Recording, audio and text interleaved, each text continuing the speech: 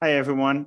Today, we're going to discuss hiring security engineers for incident response, which is a very hard role to hire for. I'm here with Jonathan Hans, our VP of Security, and Gilbert Abma, co-founder at HackerOne. Thanks for joining us.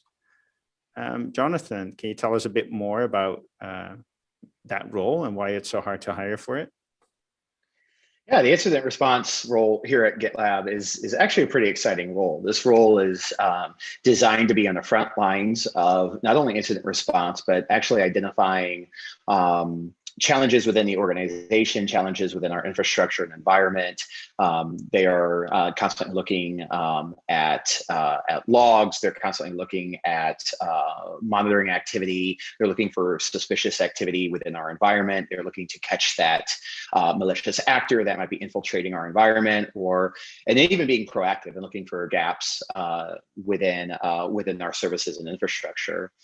I think some of the reasons why it's challenging to hire for this role is a couple different things. One is it is required, it does have an on-call schedule, right? And a lot of roles don't, right? A lot of roles in infrastructure or engineering don't currently have that. And this role obviously needs that, being a role designed and focused on incident response. So incidents happen at any time, any place, anywhere. And so you do get called on to jump on emergency meetings or to jump into an issue and investigate like what's going on.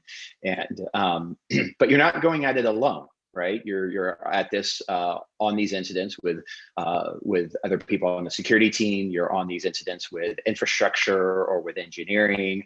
And so definitely it's a collaborative effort where there is support at every end. Thanks for that. Yeah. I mean, I already picked up on something that I find very exciting about the role that you described, Jonathan. But I think a lot of incident response roles are very reactive, right? You're always running, and it always feels like you're never getting ahead of it. And I think having a proactive component to the role where you can also like think about like, okay, what tabletop exercises can we do? Like, how do we prepare for incidents essentially so that we're better prepared to respond? I think it makes the role so much better than this feeling that you're on call 24/7 and never can get ahead of it. I love that idea. And our team has come up with strategies on how to be more proactive and how to think about expanding the scope of the role and adding additional responsibilities to the role. And I know that's the direction that we want to go. And that's what we're trying to define. And that's what we're trying to sort of like edify within the team. The problem to date really has been the fact that a couple different things. One is we know that the size of the team has been a little smaller than we desire, and we're working to fix that. So that's what part of this call is. We have a lot of openings right now to expand this team. And then the second part of that is from time to time, we do have a lot of incidents, right? And these aren't all security incidents, but security will get pulled into, sometimes the customer will have an incident. And so they'll get pulled into do log dives into customer incidents or do log dives into helping infrastructure out. So whereas it may seem, some people, you could see that as maybe like a con, but you could also see that as a pro. Like you're not just doing one thing all the time, right? This isn't assembly line work. You're actually getting exposed to a lot of different activities, a lot of different you're getting exposed to customer engagements, you're getting exposed to other parts of the org, and you're really kind of expanding your skill set with tools and technology and processes. Yeah, I think what I've seen is finding that balance where like when there's an incident, actually, let me start with a quote that someone told me a while ago. It was, they said, never waste a good incident response opportunity. And it really struck me because it changed the way we thought about what an incident meant to our organization. Because for us, an incident is just another learning opportunity. And seeing that like the takeaways that we get from those incidents and the action items and like how we publicly talk about those incidents, I think are such a great way for people to really think about. It's like, okay, we had an incident, that's all right. How do we prevent it going forward? And there's a plethora of ways on how to do that. But being involved or working together with a group of people that also takes care of mitigating some of that risk or incidents going forward, I think is extremely rewarding. And this is kind of I guess, a chicken and egg problem. If you have a lot of incidents, you might never get to that point. So the first few months sometimes feel extremely hard because it's incidents left and right, and it feels like you're firefighting 24/7. But at some point, like, you start to see that the takeaways that the team had and implemented are actually working, and you get more breathing room. So I think it also naturally should transition from like a reactive or a more reactive role to a more proactive role. Yeah, I love that. I love that. Never miss the opportunity to learn from an incident, right? And I love that quote. I think that I think you're right, and there's definitely areas of improvement. There's areas that we have improved in fairly significantly lately, and it really is striking that balance between running. Let's say we're running from fire to fire, and I don't even when they really call it a fire. Sometimes some more concrete, Jonathan. So in a fully staffed team, how much time will people be on call every week, and how much time will they have for kind of remediation? Yeah, good. So right now, what I can say is the team is 6 members, and so the on-call rotation is every 1 week for every 6 weeks. That said, what we're doing to improve that is we have 3 additional roles. We have also added a counterpart team to CERT, which is called InfraSec, and they are also joining the on-call rotation. So as we're today, or maybe in the past month or so, our engineers have been on call once a week for 4 weeks. They will soon be on call once a week for 12 weeks. And so that's a significant area of improvement. In addition to that, the additional engineers that we're hiring for CERT are strategically located in regions that we don't currently have coverage. So ideally, within a few months, the way this is going to look is we're going to have 24/5 coverage. So you won't have to go on call at all during the week. So now think about where we were, a week of on call every 4 weeks to 1 weekend a month for every 12 weeks, right? That's the ideal state. And right now, I would say the team spends, because of the on-call responsibility, I would say the team spends anywhere from probably 30 to 50% of their time working active incidents or working retrospectives.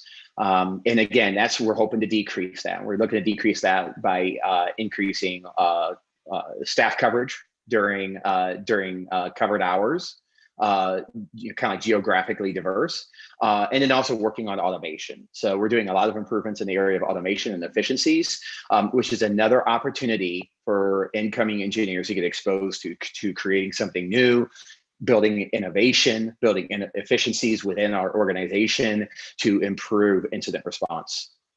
So am I understanding correctly that already 70% of the time is like improvements to handle future incidents better, and that's going to go to 80% plus soon? Yeah, it may not be 70% though, right? Because not all of their work is either working incidents or working future improvements. Some of the work is responding to requests, working on compliance, regulatory evidence gathering, working on other things like that, right? So there is a list of responsibilities. So yeah, I would say right now, Sid, honestly, it probably is about 30% towards future improvement. Ideally, we would be at the 70% mark. So kind of like what Jobert was saying is that the fun is about not only doing reactive work, but doing proactive work and really building something new.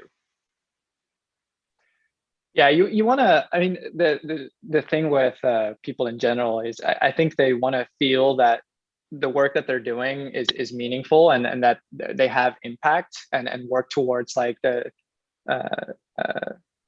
towards something bigger, and react or responding to incidents that typically does not feel like that, and it's draining, right? Like I've also seen people who like in incidents, especially when they're not like necessarily part of just the incident response team, like generally with smaller teams, is they're woken up at night because like when you're smaller, you're not following the sun typically. Is that they wake up at night, so they have a bad they don't sleep that well, and then during the day they do their normal job, but then like when the weekend comes, they're like completely exhausted because of the lack of sleep that they've had during the week. And when especially when you're building out that team is like you already mentioned, Jonathan, is like the ability to follow the sun. So you're mostly on call when it's daytime, and then a secondary on call typically for like at night. It really makes it better for people to actually be successful in this role. One thing I think we've done really well here is taking care of the engineers, like, you know, the work-life balance. And so what we've done really well is that we do have our engineers may be, they may have to respond to 3 or 4 calls for on-call during the week. And of course, that's interrupting, it's interrupting sleep. I mean, it's interrupting, they're not fully focused and efficient at work because they were up 3 hours last night. So what we are doing is we're affording our engineers the opportunity, like if you're up for 3 hours last night, you don't need to like, you know, either we give them like a day off for the week or we give them a day off in the near future, right? Like we're giving them the time back. It's not just like, well, sorry, you're on call and then you're also working 40 hours a week, right? You know what I'm saying? Like we don't play that game. And so we're really taking care of our engineers. And I love that about GitLab. I love that about our approach. It's great work-life balance. We're here to take care of people. It's very much family first focused, right? Like work-life balance focused. And but then on the flip side of that is kind of like what Sid was referring to, is then it makes it a little bit more difficult then for us to get ahead of the game, right? It's gonna make it a little more difficult to actually become more proactive, to create efficiencies or create automation or create like, you know, ways to improve this in the future if we're spending a lot of our time on incidents. And again, like I think that's going to come, and it's going to come quickly, right? We are adding engineers now. We're going to reduce the amount of on-call stress and interruption to people's work, and then we can fully focus on improving that for the future. Yeah, and maybe shifting gears a little bit, but earlier you said that you have like a good number of incidents. Are those like, how long are those incidents typically, or like, are there a number of false positives? Like, can you share some metrics there? Yeah, so the CERT team does get involved with a number of different scenarios. So this can be internally focused. It could be a security incident that we identify, a notification or an alert is triggered based on like log events. And we have to deep dive into that and figure out like, oh, someone connected to our network from an unauthorized device and maybe they were authenticated. So now it's like, okay, what are we doing here? Like now, like, is it the device? Did someone connect from their home machine? Did someone steal credentials? Was it a malicious actor? Like what's going on? So those incidents, right, can typically happen pretty, like the resolution of that can usually happens quickly, right? Like we usually identify that it's somebody we know, right? Like kind of like what I said, they were on vacation, they connected from their parents' machine or something like that, right? And then we also get incidents that come in from, we get pulled into incidents, maybe infrastructure or maybe engineering, like development related. And the reason why we get pulled into those incidents is because of the security aspect of it, right? Like if availability, if we lose availability or like our service goes down, what did it go down due to computing resources, or did it go down due to network failure or something within our GCP cloud, or was it something security related, right? So that's why the security team gets involved to figure out, was it something malicious? We're going into the logs, we're going into our tooling to figure out like what caused that. That's such a great example of never wasting a good opportunity to test your incident response capabilities. Yeah. Yes. Yeah. So they are pulled in, they're tried and true for a very proven process. And then those incidents can take random amounts of time, right? It can take an hour, it can take days, right? And those incidents that last days, don't worry, no engineers working 36 straight hours. We have other engineers. It's passed off from shift to shift, and so. But again, like sometimes there is some necessary coverage overnight, and then those engineers have to work extra hours and kind of get involved. The other type of scenario that can happen is a customer related incident, right? So we have self-managed in addition to SaaS, right? So we have our self-managed customers may be impacted by an incident on their side, and they need assistance. And so we'll get involved, dig into help them do log dives. We'll help them understand like where to look and how to like troubleshoot their own environment and what to look for. And so we're very proactive in helping our customers and our community. I think I once triggered an incident like that on your end. We run GitLab at HackerOne, and it turned out that when you upgrade GitLab, it writes temporary binaries to a system directory. But then our file integrity monitoring picked it up as like random binaries being written, and we're like, wait, what's happening? But it was great to interact with your team and see like what kind of logs they were asking for, and like how they worked with the internal engineers, like I believe it was the packaging team, to like figure out like what was really going on. It was great to as a customer be a part of that. I can tell you that we have extraordinary individuals here. The engineers are not only super collaborative, and there's just this synergy between the security organization, the engineering departments, which includes like development, infrastructure, and UX and quality. There's incredible synergy between our teams, between cross-functionally across departments. We work very well with customers. Like we're very we're very open and respond very quickly to our customers to help them figure out how to secure their environment. And our teams are very proactive in that regards as well. So even after some of these incidents, especially when it comes to like something happening at a customer site, our team will go back and actually we may draft up a blog, and that may be something specific about, well, if this customer had this problem, chances are other customers are having the same problem. So let's talk about it. Let's figure out like how to provide solutions, right? And it's a really good opportunity really for any engineer to come into GitLab, to learn technology, to learn processes. We're using cutting edge tooling. The GitLab tool is fully featured. We're well ahead of the game in the DevSecOps software development lifecycle sort of like platform. It's a good opportunity to learn. It's a good opportunity to grow. And there's other opportunities within the security department. There's other opportunities within the company. And this is a great place to get your start. Hey, Jonathan, at GitLab, we have a pretty strong red team. How does that affect the work of the incident response team? I can imagine that like normally like you keep hunting for the system potentially being hacked. Luckily that so far, as far as we know, that never happened at GitLab.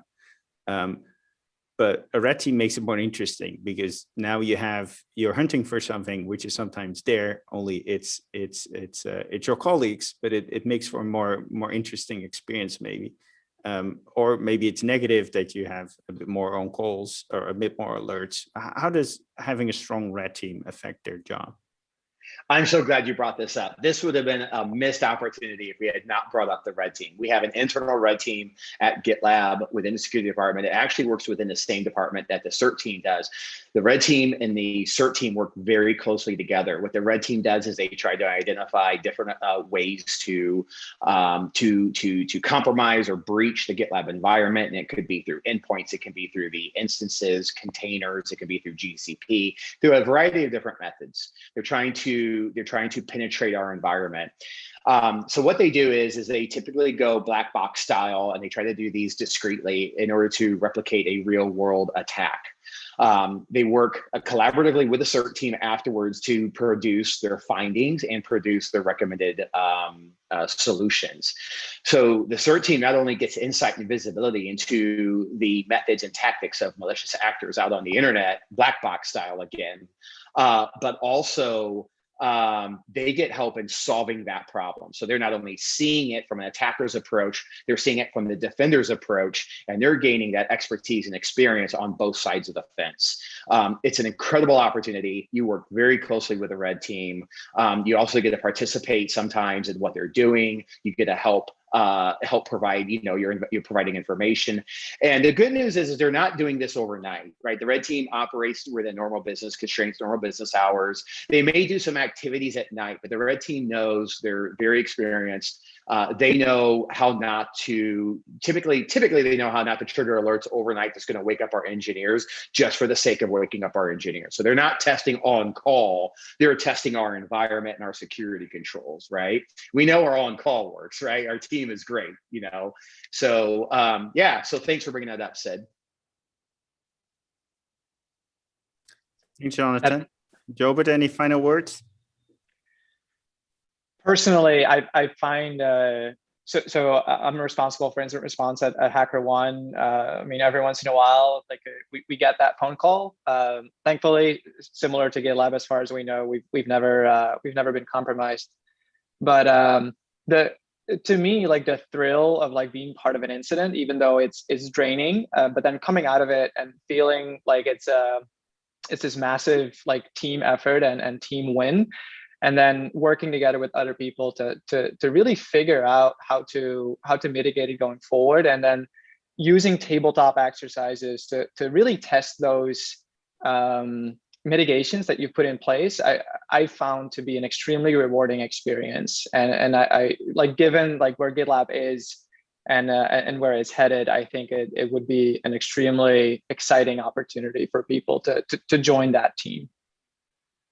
Thanks for that. And when I started GitLab, I drove around with a laptop in the trunk of the car because I had to reset GitLab.com if anything was happening. And so I sympathize with being on call. It's tough, and I'm glad we're using the growth of the company to invest in making that job better. And with people in over 60 countries, I'm glad we can afford now to do a follow the sun. Thanks so much, Jobert. Thanks so much, John.